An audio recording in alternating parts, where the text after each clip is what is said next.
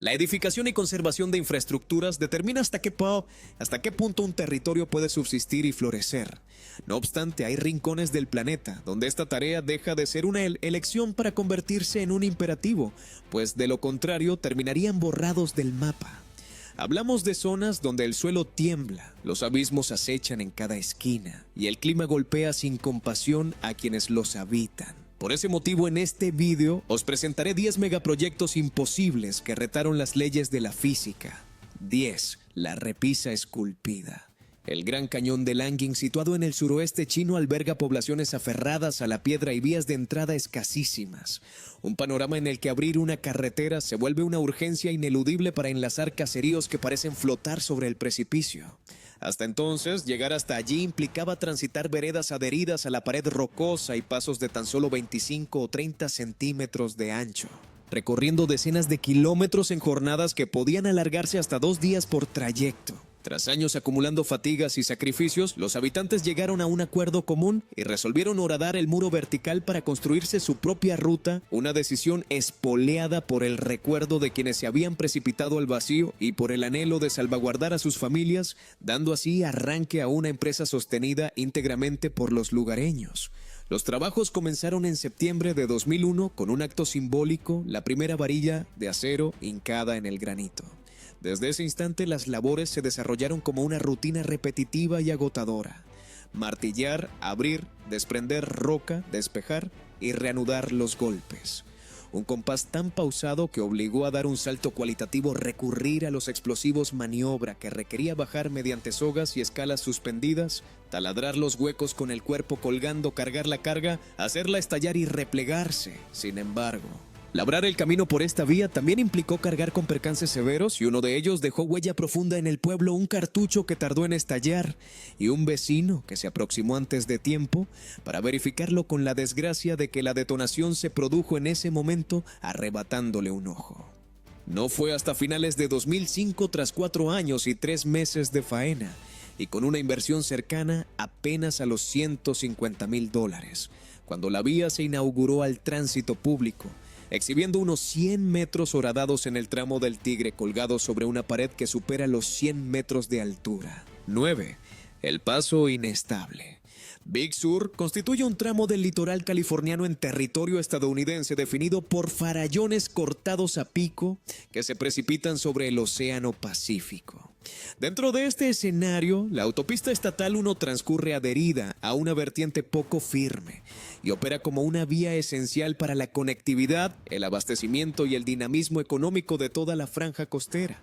Sobre ese mismo eje, durante febrero de 2024, una pendiente ubicada por encima del trazado cedió y arrastró una enorme cantidad de material desde aproximadamente 137 metros por encima de la calzada, lo que provocó la clausura de un segmento de 11 kilómetros y originó lo que desde entonces se conoce como el deslizamiento de Regent Suceso, que exigió actuar sobre una montaña aún en movimiento mediante tareas concebidas como un desmantelamiento gradual del terreno desplazado más allá de un simple acondicionamiento clásico de la vía. Con todo, uno de los aspectos más llamativos del operativo fue la utilización de equipos gobernados a distancia con excavadoras y bulldozers trabajando la ladera sin ningún operador en su interior. Una elección coherente con la dinámica del suelo que en agosto de 2024 dio origen a una nueva lengua deslizante en desplazamiento sostenido con avances que rebasaban los 30 centímetros por jornada, suficientes para trastocar con rapidez la aparente firmeza de la zona de faena. No obstante, la actuación fue mucho más allá de extraer escombro y abarcó también el afianzamiento de la vertiente mediante la colocación de miles de tirantes de acero, anclados en el sustrato hasta alcanzar los 18 metros de profundidad, junto con un dispositivo de vigilancia permanente que permite registrar en tiempo real las variaciones de la montaña. Aún con todo ello, la fase concluyente de las obras conservó una notable presión operativa, dado que en los días anteriores a la reanudación del tráfico hubo que evacuar cerca de 4.600 metros cúbicos de lodo y restos, una cantidad asimilable a unos 240 camiones. El cómputo final rondó los $82 millones, cifra que equivale a algo más de 40 millones anuales si se reparte entre los 23 meses transcurridos desde el desprendimiento hasta la apertura.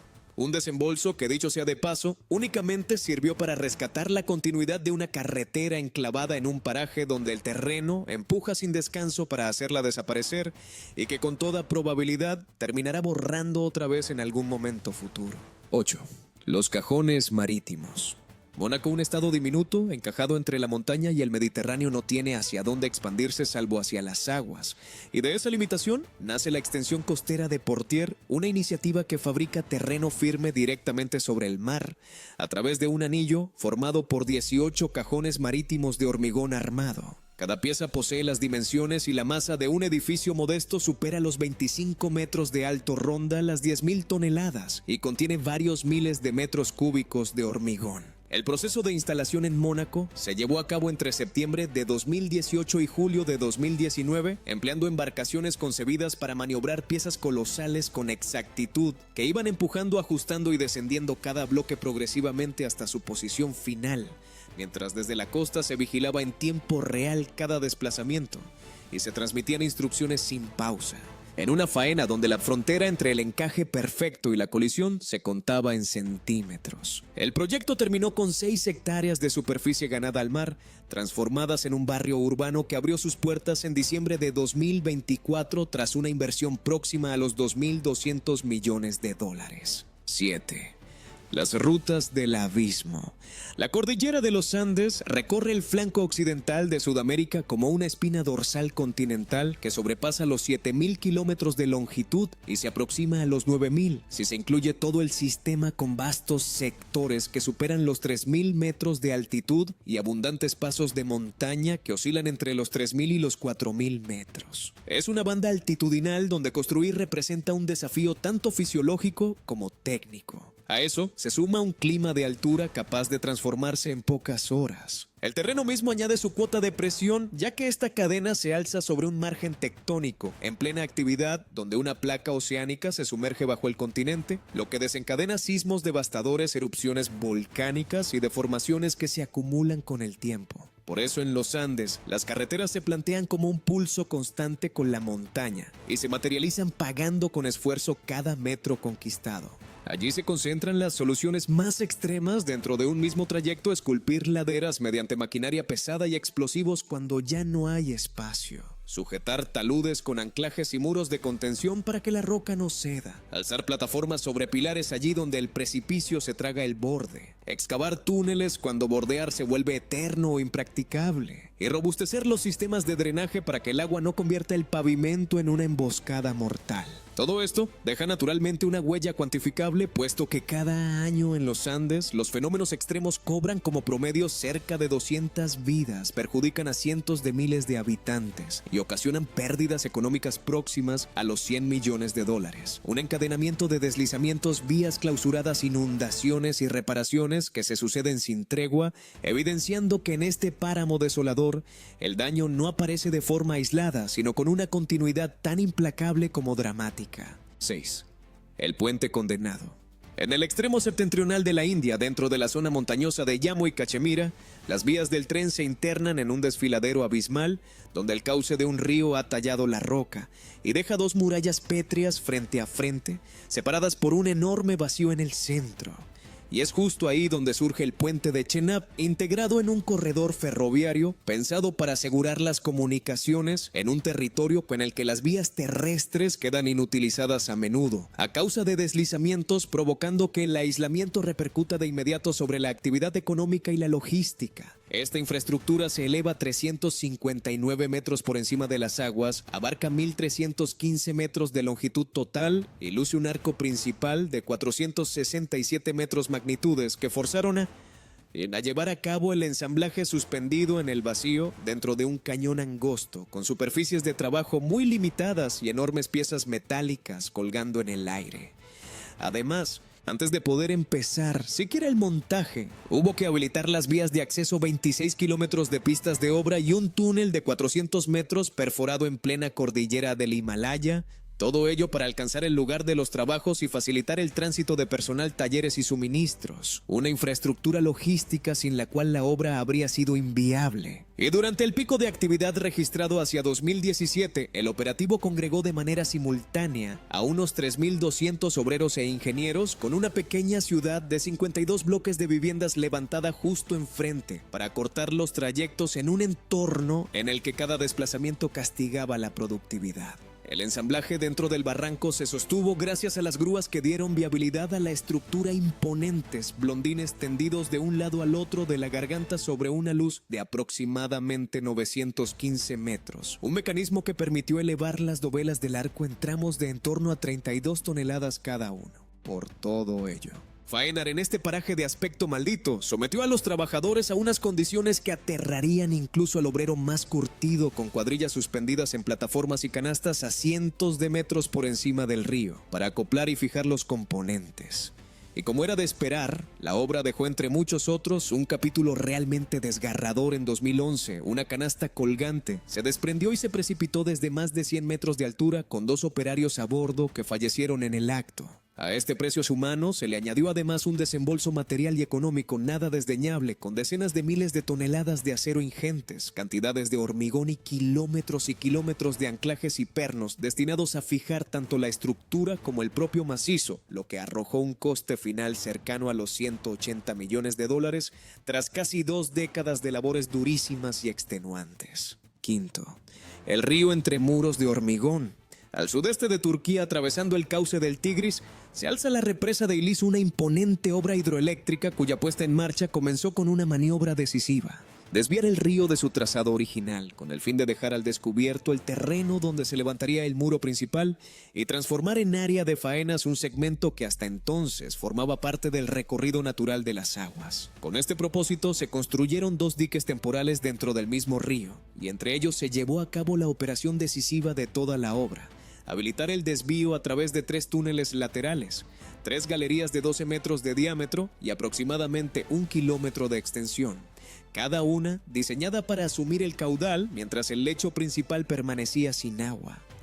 Aquella jornada quedó registrada como un acontecimiento clave, ya que fue el instante en que el flujo comenzó a discurrir por los túneles y la franja central del río se secó lo suficiente como para que excavadoras y camiones pudieran maniobrar sobre el fondo mismo del cauce.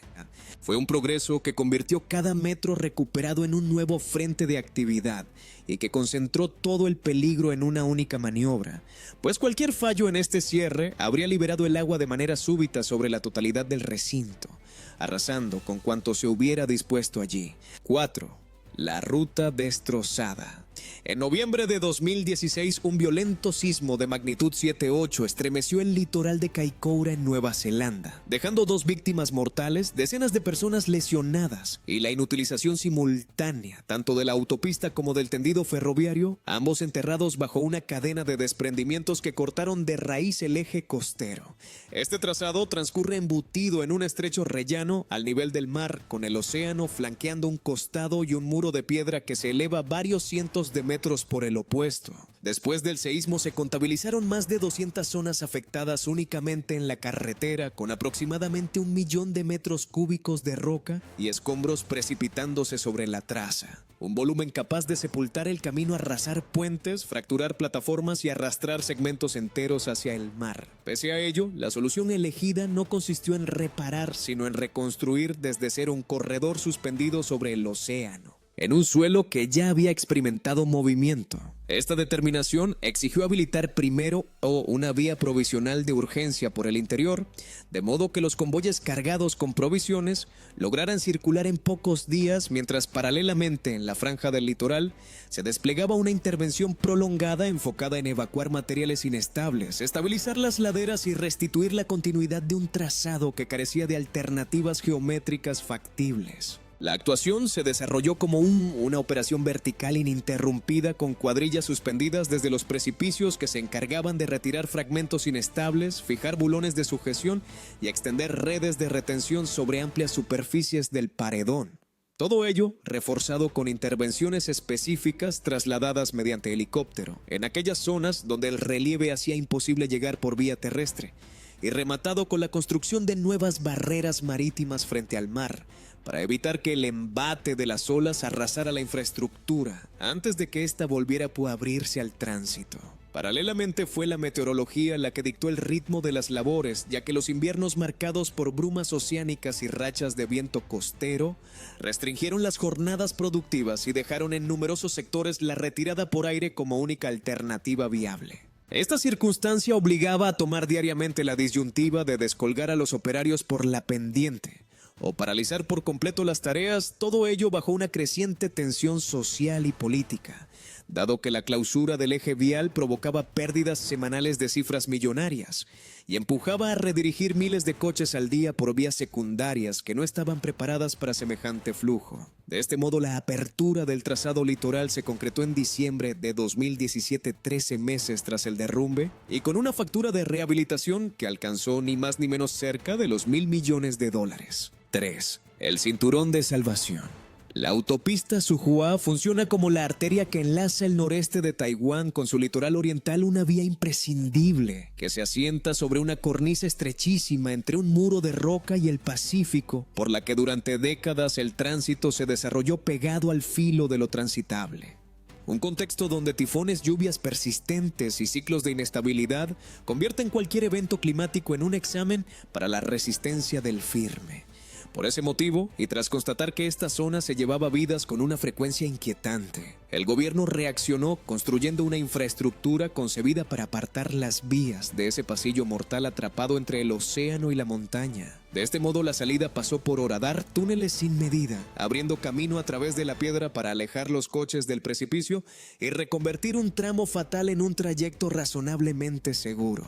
Este proyecto fue bautizado como Suhua Kaishan y su magnitud se aprecia mejor con números: cerca de 39 kilómetros de recorrido nuevo, 8 túneles que en conjunto superan los 24 kilómetros excavados en las entrañas de las montañas y 13 puentes que totalizan unos 8,5 kilómetros colgando sobre el abismo, todo con una meta tan simple como contundente: que los viajeros lleguen con vida a su destino, aunque el Pacífico arremeta con dureza y la ladera no deje de desplazarse. En lo referente al desembolso económico, el proyecto se saldó con aproximadamente $1.860 millones invertidos entre 2008 y 2020. Se trata de una suma relativamente modesta si se tiene en cuenta la envergadura del problema que pretendía resolver, ya que antes de su construcción, este tramo registraba más de un centenar de accidentes graves cada año, buena parte de ellos provocados por desprendimientos y condiciones meteorológicas extremas. Una vez inaugurada la nueva vía, los índices de siniestralidad cayeron en picado, lo que permitió ganar en seguridad y fluidez en uno de los itinerarios más temibles del país.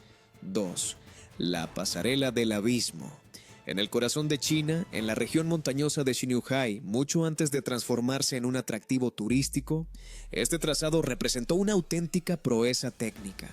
Imagine un muro completamente vertical, recorrido por un andamiaje provisional de madera y hierro anclado directamente a la piedra, con pasos que apenas superaban el metro de ancho, extensos, recorridos sin barandilla alguna y un equipo de 21 trabajadores desplazándose sobre una repisa, a medio terminar en un escenario donde el precipicio no era un mero acompañante del trayecto, sino que lo gobernaba desde las profundidades. El avance se materializaba palmo a lo largo de jornadas interminables, desde el alba hasta el ocaso, con un rendimiento escaso incluso en los días favorables, puesto que cada sección requería un proceso íntegro de ejecución armado de la estructura, perforación de la roca, instalación del acero, fijación, encofrado, vertido del hormigón, soldadura y acabado. Una secuencia que se repetía sin descanso y en la que el terreno no perdonaba el menor error en ninguna de sus etapas. Pasado el tiempo, ese salto que llevó la infraestructura extrema hasta convertirla en reclamo turístico se concretó de la mano de otro equipo, mucho más pequeño. 11 trabajadores asumieron la tarea de reemplazar el viejo puente colgante de madera por una pasarela acristalada de 300 metros de largo, tendida ni más ni menos que a 180 metros por encima del valle. Toda la maniobra se ejecutó en las alturas recurriendo a armazones metálicos, componentes prefabricados y soldaduras hechas literalmente sobre el abismo, donde cada etapa del ensamblaje dependía por completo de una coordinación milimétrica y de un pulso firme. De este modo, la metamorfosis definitiva de Shinius High vio su punto final en 2015 tras una inversión cercana a los $56 millones al cambio. Esa fue la factura por traducir una temeridad técnica en una estructura sólida, anclando a la montaña aquello que durante toda la obra apenas se sostenía gracias a unos cuantos arneses, manos curtidas y decisiones que se tomaban a cientos de metros del vacío. 1. La ruta hacia el cielo. Ladakh constituye una estrecha banda montañosa situada en el extremo septentrional de la India, una región de gran altitud que se extiende entre macizos y valles áridos justo al límite con China. En este lugar, lo que marca la presencia no es la cantidad de tropas desplegadas, sino el control efectivo del terreno, ya que sostener posiciones avanzadas y labores de vigilancia a lo largo de esta línea demanda ante todo un suministro ininterrumpido. La columna vertebral de dicho aprovisionamiento descansa en una vía estratégica que atraviesa el norte de Ladakh y enlaza la capital de la región con uno de los enclaves militares más aislados del territorio nacional, apoyada además por un aeródromo de gran altitud, que sostiene las operaciones logísticas cuando la montaña impide cualquier tránsito por tierra. La ejecución de esta infraestructura está a cargo de la Organización de Carreteras Fronterizas conocida como BRO por sus siglas en inglés, un organismo dependiente del Ministerio de Defensa indio fundado en 1960 con el propósito de actuar en zonas limítrofes y entornos extremos. Se trata de una estructura estatal concebida para implantar infraestructuras precisamente allí donde la propia naturaleza se encarga de derribarlas. A lo largo de este trayecto, la ingeniería se convierte en pura supervivencia, aplicada con secciones esculpidas directamente sobre laderas inestables, donde la piedra se moldea mediante maquinaria pesada y detonaciones controladas. Hay áreas en las que el agua procedente del deshielo se cuela bajo el firme y lo deteriora, lo que obliga a instalar sistemas de drenaje, muros de contención y refuerzos rocosos que prevengan los desprendimientos. Por su parte, en las zonas bajas los caudales obligan a alzar puentes y cuando un trecho queda demasiado vulnerable a corrimientos o avenidas, se opta por soluciones aisladas como los túneles. Sin embargo, el adversario que nunca da tregua en este escenario es la altitud,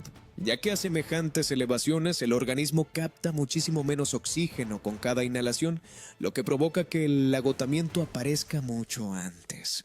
Paralelamente, el frío azota las manos sin piedad y las oscilaciones térmicas repentinas abren fisuras en las paredes rocosas y disparan el número de derrumbes, motivo por el cual es el calendario quien dicta las reglas, con inviernos marcados por clausuras prolongadas a causa de la nieve y faenas planificadas en campañas que solo arrancan cuando el terreno y la meteorología dan permiso. Por todo ello, se contabilizan en promedio cerca de 40 siniestros anuales, con unas 250 víctimas y decenas cuando no cientos de personas perjudicadas por lesiones, secuelas y daños corporales derivados de la labor sostenida en un ambiente que maltrata el cuerpo de manera salvaje. A esto hay que añadir, junto al costo humanitario, una carga económica colosal, con un desembolso anual calculado en alrededor de $2,000 millones estadounidenses. Cifra que representa lo que cuesta conservar transitables unas rutas que el clima y el relieve se empeñan en hacer desaparecer, pero que el gobierno indio juzga indispensables para no perder el dominio sobre una de las fronteras más elevadas del planeta.